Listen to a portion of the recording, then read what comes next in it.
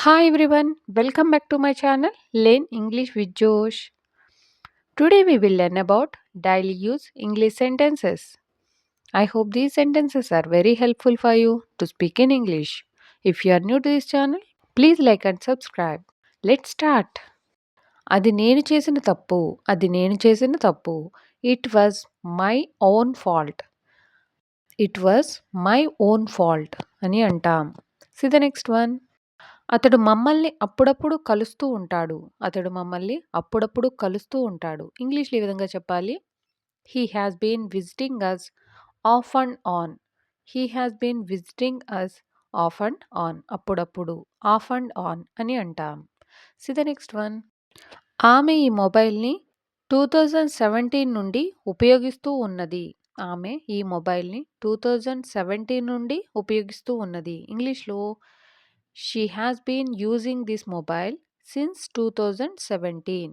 She has been using this mobile since 2017. See the next one. నేను 6 నెలల నుండి ఉద్యోగం కోసం ప్రయత్నిస్తున్నాను. నేను 6 నెలల నుండి ఉద్యోగం కోసం ప్రయత్నిస్తున్నాను.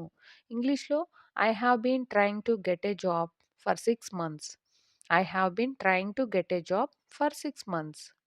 అతడు ఈ మధ్య బాగా నిద్రపోతూ ఉన్నాడు. అతడు ఈ మధ్య బాగా నిద్రపోతూ ఉన్నాడు.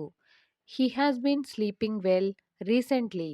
He has been sleeping well recently. See the next one. ఆమె నా కూతురు లాంటిది. ఆమె నా కూతురు లాంటిది అని చెప్పే సందర్భాలు వస్తూ ఉంటాయి కదా! ఇంగ్లీష్‌లో she was like a daughter to me. She was like a daughter to me అని అంటాం. అది కేవలం ఒక జోక్ మాత్రమే. అది కేవలం జోక్ మాత్రమే. అది కేవలం జోక్ మాత్రమే అని చెప్పే సందర్భాలలో it was only a joke. It was only a joke. See the next one. ఆ సమయంలో ప్రతి ఒక్కరూ సంతోషంగా ఉన్నారు. ఆ సమయంలో ప్రతి ఒక్కరూ సంతోషంగా ఉన్నారు అని చెప్పడానికి everyone was happy at that time. Everyone was happy at that time. అది మంచి సమాధానం. అది మంచి సమాధానం. That was a good answer. That was a good answer అని అంటాం. So the next one. మన అందరికీ ఇది పెద్ద నష్టం. మన అందరికీ ఇది పెద్ద నష్టం. It was a big loss to all of us. It was a big loss to all of us అని అంటాం. See the next one. ఆ రోజు నేను దానికి భయపడ్డాను. ఆ రోజు నేను దానికి భయపడ్డాను అని ఎదుటి వాళ్ళతో చెప్పే సందర్భాలు వస్తూ ఉంటాయి కదా! ఇంగ్లీష్‌లో ఈ విధంగా చెప్పాలి. I was afraid of that on that day. I was afraid of that అంటే నేను దానికి భయపడ్డాను. ఆ రోజు ఆన్ దట్ డే. ఈ విధంగా సెంటెన్స్‌ని ఫ్రేమ్ చేయవచ్చు. See the next one. అప్పుడు అతడు ఇంటి వద్ద ఒంటరిగా ఉన్నాడు. అప్పుడు అతడు ఇంటి వద్ద ఒంటరిగా ఉన్నాడు. Then he was alone at home. Then he was alone at home. See the next one. నేను ఆ సమయంలో దూరంగా ఉన్నాను. నేను ఆ సమయంలో దూరంగా ఉన్నాను అని చెప్పే సందర్భాలు వస్తూ ఉంటాయి కదా! I was away at that time. I was away at that time. See the next one. నేను వేరే ప్రదేశంలో ఉన్నాను. నేను వేరే ప్రదేశంలో ఉన్నాను. దీన్ని ఇంగ్లీష్‌లో ఏ విధంగా చెప్పాలి? I was out of station. I was out of station. See the next one. మాకు ఒకప్పుడు కారు ఉండేది. మాకు ఒకప్పుడు కారు ఉండేది. ఇంగ్లీష్‌లో we had a car once. We had a car once. ఇది పాస్ట్ యాక్షన్ కాబట్టి వి హాడ్ ఏ కార్. మాకు ఇప్పుడు కారు ఉంది. మాకు ఇప్పుడు కారు ఉంది అని చెప్పడానికి we have a car now. We have a car now. ప్రెజెంట్‌లో కాబట్టి హ్యావ్ యూజ్ చేసాం. పాస్ట్ టెన్స్‌లో కాబట్టి హ్యాడ్ యూజ్ చేసాం. See the next one. నిన్న నా వద్ద రూ. 500 ఉన్నాయి. నిన్న నా వద్ద రూ. 500 ఉన్నాయి. ఇంగ్లీష్ ఈ విధంగా చెప్పాలి. ఐ హ్యాడ్ రూ. 500 with me yesterday. I had రూ. 500 with me yesterday. See the next one.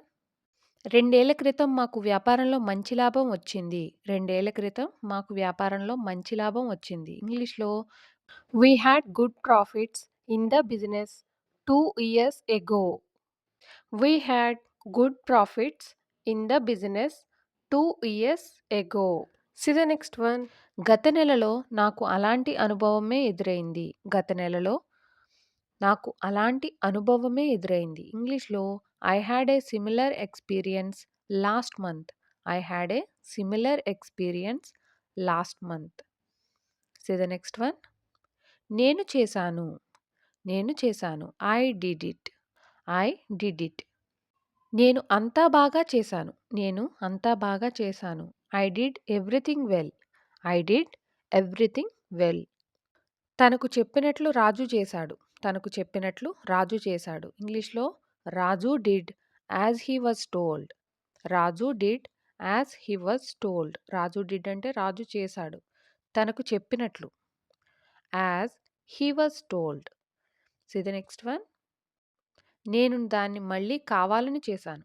నేను దానిని మళ్ళీ కావాలని చేశాను. ఇంగ్లీష్‌లో I did it again deliberately. I did it again deliberately అని అంటాం. See the next one. నేను దానిని స్వయంగా చేశాను.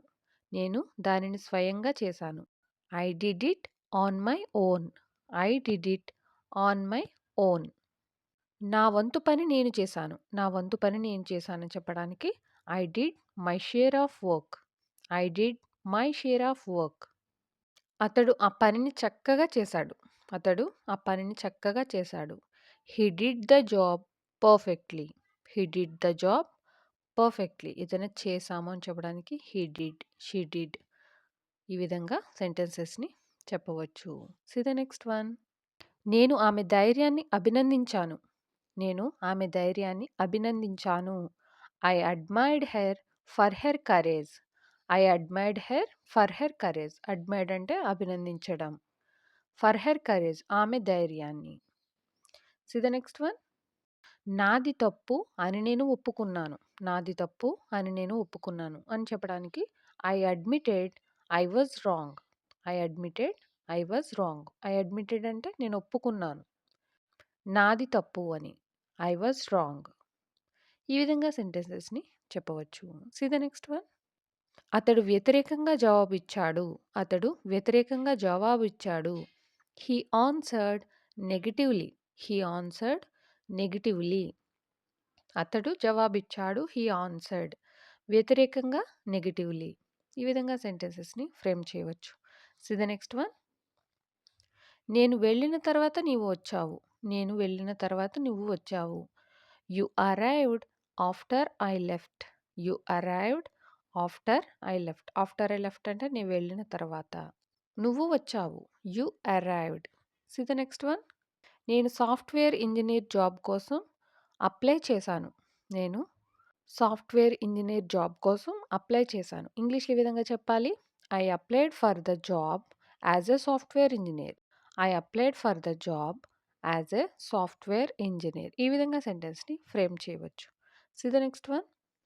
ఏం జరిగిందో తెలుసుకున్న వెంటనే నేను ఇంటికి వచ్చాను.